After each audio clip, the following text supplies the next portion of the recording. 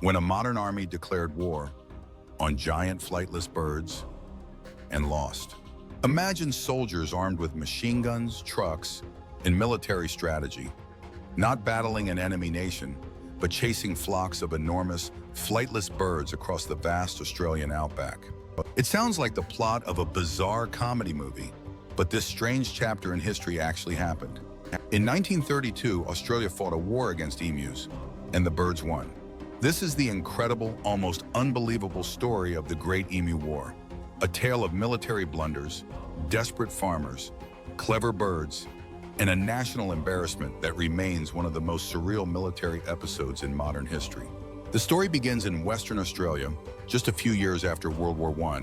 Many Australian soldiers, returning from the horrors of the battlefield, were encouraged by the government to take up farming on newly opened land.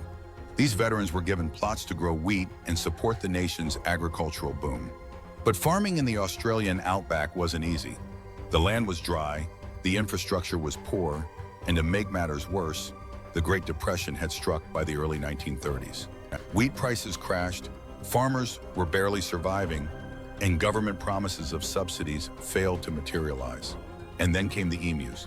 Every year after breeding season, tens of thousands of emus migrated from the inland areas toward the coast, searching for food and water. In late 1932, approximately 20,000 emus found their way into the newly established farming regions of Western Australia. For the birds, the wheat fields were a paradise, endless food and nearby water sources. For the farmers, however, it was a disaster. Emus trampled fences, ruined crops, and left chaos in their wake. On top of that, when the fences were broken, rabbits, another major pest, would pour in and finish off whatever the emus left behind. The farmers were desperate. Their livelihoods were at risk, and local measures to control the birds were failing. So they turned to the federal government, and the government, in turn, turned to the military. In November 1932, the Australian Minister of Defence approved a rather unusual military operation. Soldiers would be sent to deal with the emus. Major GPW Meredith of the Royal Australian Artillery was put in charge. He was accompanied by 2 soldiers armed with Lewis machine guns, the same type used during World War I, and 10,000 rounds of ammunition. Their mission was simple: reduce the emu population and help the farmers reclaim their land. Newspapers loved the story. Headlines like "Emus Declared Public Enemy" and "Army Marches Against Birds" captured the public's imagination. Many assumed the operation would be quick and decisive. After all, what chance could a bunch of birds have against trained soldiers with machine guns? As it turned out, quite a lot. The first engagement took place on November 2nd, 1932, near the town of Campion. About 50 emus were spotted, a perfect target. The soldiers set up their guns and prepared for an easy victory. But as soon as the shooting started, the emus scattered in all directions. Fast runners, capable of speeds up to 30 miles per hour, and surprisingly agile, the birds made it nearly impossible for the soldiers to aim accurately. The machine guns jammed. The soldiers missed. The emus escaped. Only a handful of birds were killed in the initial skirmish. A few days later, Major Meredith planned an ambush near a dam where about 1,000 emus were expected to gather. This time, the soldiers waited patiently until the birds approached in large numbers. When they finally opened fire, the gun jammed after just a few bursts. The emus fled once again, unharmed for the most part.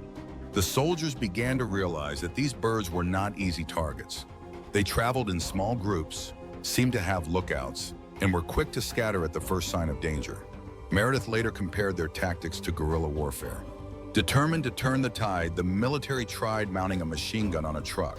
The idea was to chase the emus across the plains while firing at them. But reality was less cinematic. The rough terrain made it nearly impossible to aim while driving. The emus, meanwhile, easily outmaneuvered the vehicles. The soldiers found themselves bouncing across fields, wasting ammunition, and rarely hitting their targets. The operation had turned into a comedy of errors. Despite the soldiers' efforts, the emus adapted quickly. They traveled in smaller groups, used the landscape to their advantage, and scattered whenever threatened. One observer noted that each group seemed to have a leader bird that would alert the others to danger, almost like a commander directing troops. By December 1932, after several weeks of operations, the Army had fired over 9,000 rounds of ammunition. Official reports claimed around 1,000 emus were killed, a far cry from the thousands expected. The cost, effort, and embarrassment were too much. The military withdrew, and the farmers were left with their emu problem unresolved. Newspapers mocked the government. Critics pointed out that the army had failed to defeat a flock of birds. The press dubbed it the Great Emu War, and the name stuck. The failure of the military campaign forced farmers to rely on other methods. Eventually, the government introduced a bounty system, paying farmers for each emu killed. This approach proved far more effective than machine guns and soldiers. Over the years, hundreds of thousands of emus were culled through civilian efforts. But the Emu War became a symbol of bureaucratic absurdity, a reminder of how a modern army could be outsmarted by wildlife. Interestingly, emus are now protected in many parts of Australia, and their population has recovered significantly. The species is considered important to the ecosystem, and the war remains more of a historical oddity than a real military engagement. Strange but true, fun facts from the Emu War. Emus can run up to 30 miles per hour, making them faster than many vehicles of the time on rough terrain.